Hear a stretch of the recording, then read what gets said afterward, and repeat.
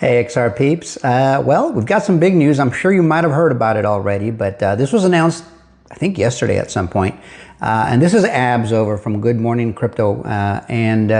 He says, breaking, XRP is live on Solana. And he says it's a big win for the for XRP holders, and it is, because it's another liquidity pool that we're accessing now. That's a DeFi protocol, that Solana blockchain, and so now you can buy in and settle in RLUSD via the XRPL blockchain. And so it says tap into Solana's fast, low DeFi for lending, yield farming, and liquidity pools.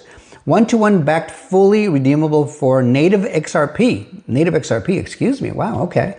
And it says 100 million total value locked at launch. That was pretty quick. They locked in 100 million bucks right away. Instant liquidity and new utility without selling. And remember we've talked about monetizing your XRP? I'm still not going to do it. I'm going to wait for legal regulatory clarity. I want recourse, and the Clarity Act will be one of the steps that gets me closer to participating in these things. It says multi-chain era just got better for XRP. What do you think, XRP Army? Well, this is what I think personally, is that everything that we think was going to happen with XRP is happening. We have two man-made, recently designated commodities, both Solana and XRP working together. Both of them are also on the digital asset stockpile. Don't forget, Ripple has that approved bank charter, and they also have a pending master account application with the Federal Reserve.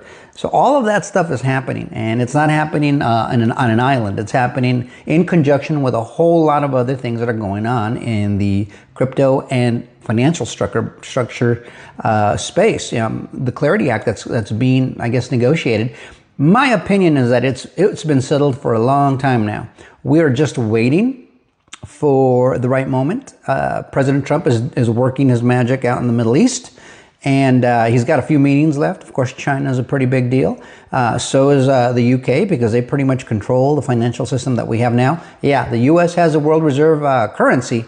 We certainly don't control that. And that's always been a British system control thing, which is why they didn't like us going in and finally sitting Iran down and forcing the issue.